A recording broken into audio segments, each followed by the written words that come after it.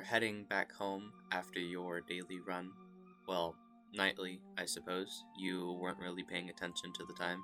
You decide to take a shortcut through some strip malls, the usual corner store, and a sandwich shop next to it, and a barber shop with people who don't know how to cut hair.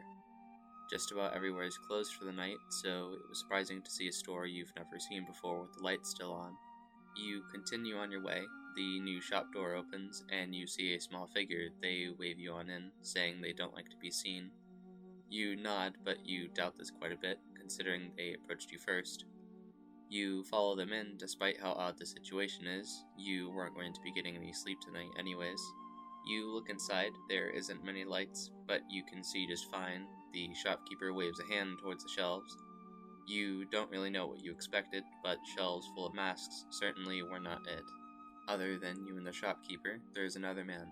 His back is to you, so you don't really see what he looks like. Before you get a good look at him, the shopkeeper steps in front of you. The shopkeeper looks to be about your age, which is odd considering you expected them to look at least a couple 100 years old. They have no defining features, short, not very built. The only thing that stands out is the white mask on their face that covers their eyes, making it to where you can only see below the nose.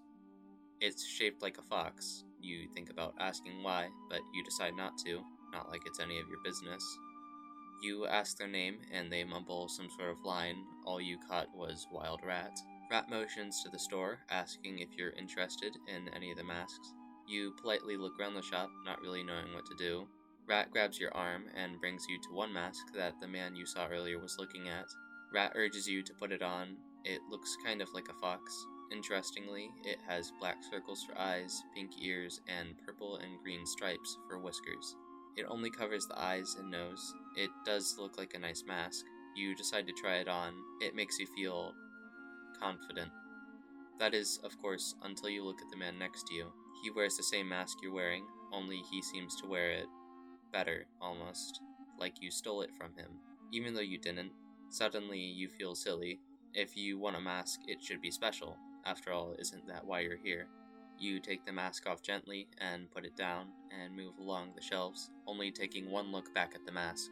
Only one. Rat seems confused by your reaction, which you don't really worry about because you're still trying to figure out what about that mask made you so upset. Rat leads you to some of the other masks. This one looks like one you were just wearing, but without ears. You try to argue with yourself that it's a different mask, but all you can think about is the other man who wears the same mask. You try it on, and you feel disappointed. It's a lot like the one you were just wearing, but worse. You look at the man with the mask. It's strange. You can't really pin down what he looks like. You're focusing on him, but it's difficult to define any shape. He looks back at you for a second. He doesn't do anything, but it's unsettling for some reason. Quickly looking away, you take the mask back off and look to Rat, hoping they'll distract you. Rat smiles. Apparently they had an idea to lead you to another mask. This one isn't placed under a light. For that matter, it's not even face up. Almost like it was tossed somewhere and left there.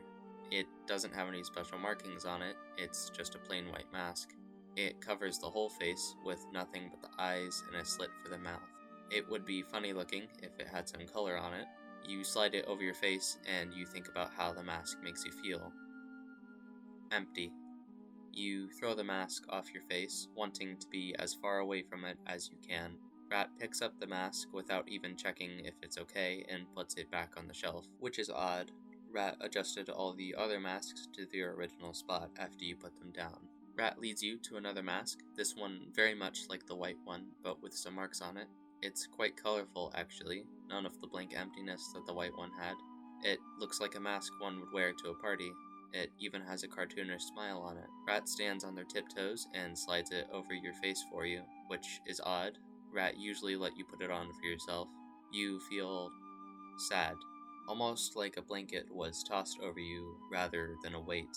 Rat innocently asks what you thought about the mask. 1,000 words come to your mind, and you choose none of them.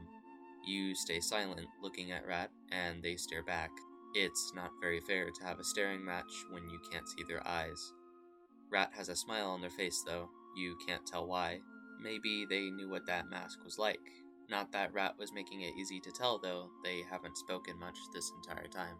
You realize you and Rat have been staring at one another for a bit longer than normal. Rat seems to have either not noticed or doesn't care. Before you can decide which one it is, Rat decides to break the silence first. I see you don't have a simple taste. Don't worry, I have the best stuff in the back. Rat laughed to himself. There was probably a joke somewhere, but you feel like you missed it. You follow Rat into the back of the shop. It seems odd to call it the back when it's only 3 feet from the entrance. You decide to keep that to yourself, though. It's not very important right now. Instead, you look at the mask Rat brought. It's a nice mask, only covering the eyes and nose. It reminds you of the man with the mask who has yet to say anything. Rat gives you a pat on the arm and puts the mask in your hands. You argue with yourself, and before you actually come to a conclusion, your hands move, and before you know it, the mask is over your eyes. You feel content.